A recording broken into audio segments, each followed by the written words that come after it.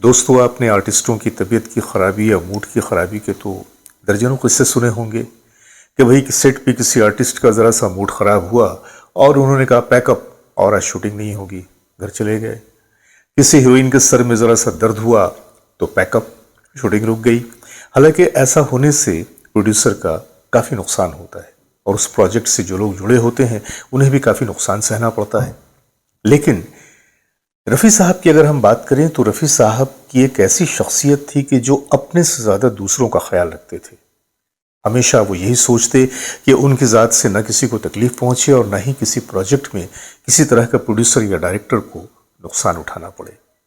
एक बार ऐसा भी हुआ कि जब रफ़ी साहब की तबीयत बहुत ज़्यादा ख़राब थी और उन्हें अचानक 102 डिग्री बुखार आ गया था।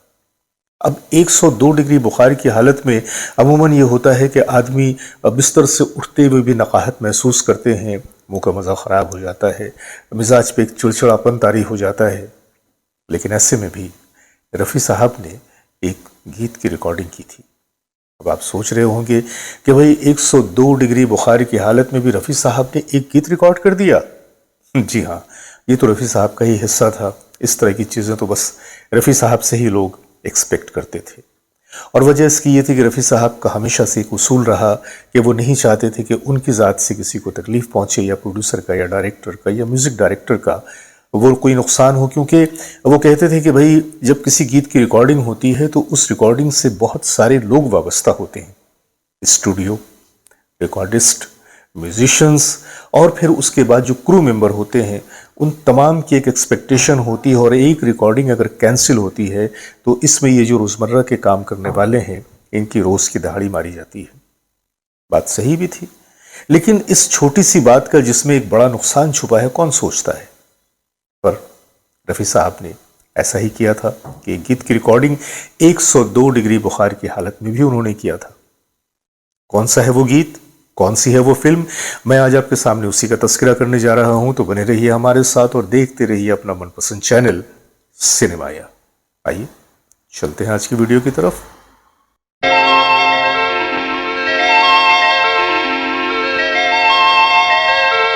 फिल्म इंडस्ट्री के अगर बेहतरीन, बहुत ही सेंसिटिव संगीतकारों की अगर हम बात करें तो उनमें खयाम साहब का नाम भी सर फहरिस्त आता है। उनकी कंपोजिशन का बड़ा एक ख़ास अंदाज होता था, बहुत ही वेलवेट स्टाइल की, बहुत ही खाबिदा अंदाज की वो धुनें बनाया करते थे। और कोई भी शख्स गाना सुनने के बाद ही ये बता देता कि ये म्यूज़िक जो है ये खयाम साहब की है। खयाम साहब मिजाज के अपने काम के मामले में बड़े ही सख्त आदमी थे, काम के मामले में कभी कंप्रोमाइज़ नहीं करते थे। और यही वजह थी कि वो जो उनके काम की जो कमिटमेंट थी वो उनके संगीत में नज़र आती है, उनकी कंपोजिशन में नज़र आती है। बात है सन 1961 की। 1961 में एक फिल्म बन रही थी शोला और शबनम, जिसके हीरो थे धर्मेंद्र, संगीतकार थे खयाम साहब और गीत लिखे थे कैफी आजमी साहब ने। यह फिल्म जब बन रही थी तो उसमें यह हुआ कि गीतों की रिकॉर्डिंग शुरू हो गई, एक के बाद एक गीत रिकॉर्ड हो रहे थे। एक बड़ा ही खूबसूरत उसमें नगमा था, जीत ही लेंगे बाजी हम तुम, खेल अधूरा छूटे ना। बहुत ही पॉपुलर हुआ था ये गीत। प्यार का बंधन, जन्म का बंधन टूटे। लेकिन उस फिल्म में ये तो कई गीत थे, पर मैं जिस गीत की बात कर रहा हूं उसके बोल थे, जाने क्या ढूंढती रहती हैं ये आंखें मुझ में, राख के ढेर में शोला है न चिंगारी है। राख के ढेर में शोला है न चिंगारी।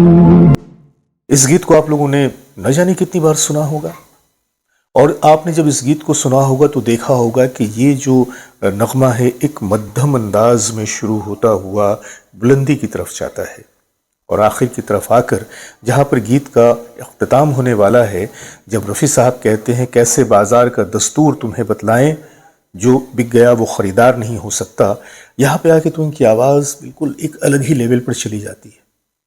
लेकिन क्या आपको पता है कि उस लेवल तक, उस पिच तक आवाज़ को ले जाना ऐसी सूरत में जबकि खुद उनकी तबीयत ख़राब थी, 102 डिग्री बुखार में वो फुनक रहे थे।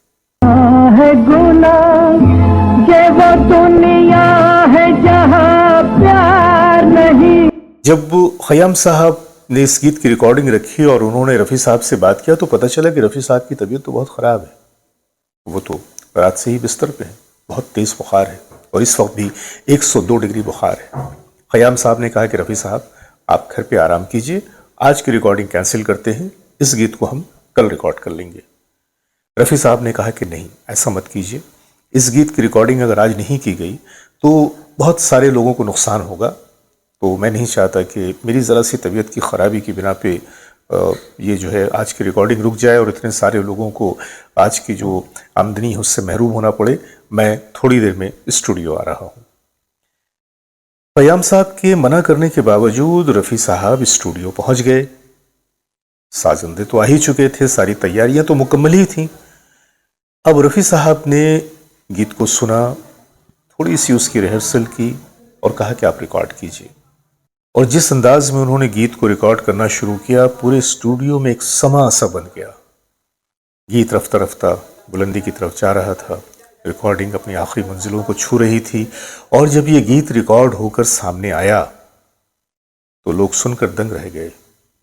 सुनने से कहीं पर यह लग ही नहीं रहा था कि इसे इस तरह से गा दिया है रफ़ी साहब ने कि गोया उनकी तबीयत ख़राब थी और तबीयत की ख़राबी के बावजूद भी वो तबीयत की ख़राबी का हल्का सा भी अंसर उस गीत में कहीं पर भी नज़र नहीं आ रहा था। वही मशाक़ी, वही चाशनी, वही रेंज, वही अदा। तो ये थे रफ़ी साहब कि जिन्होंने कभी भी नहीं चाहा कि उनके दम से किसी का भी कोई नुकसान हो। खुद पे तकलीफ़ सहकर, खुद पे इतनी बुखार की शिद्दत में भी बदन के फुनकने के बावजूद उस तकलीफ़ को सहते हुए रफ़ी साहब न सिर्फ एक स्टूडियो पहुँचे बल्कि उन्होंने इस गीत को रिकॉर्ड भी किया।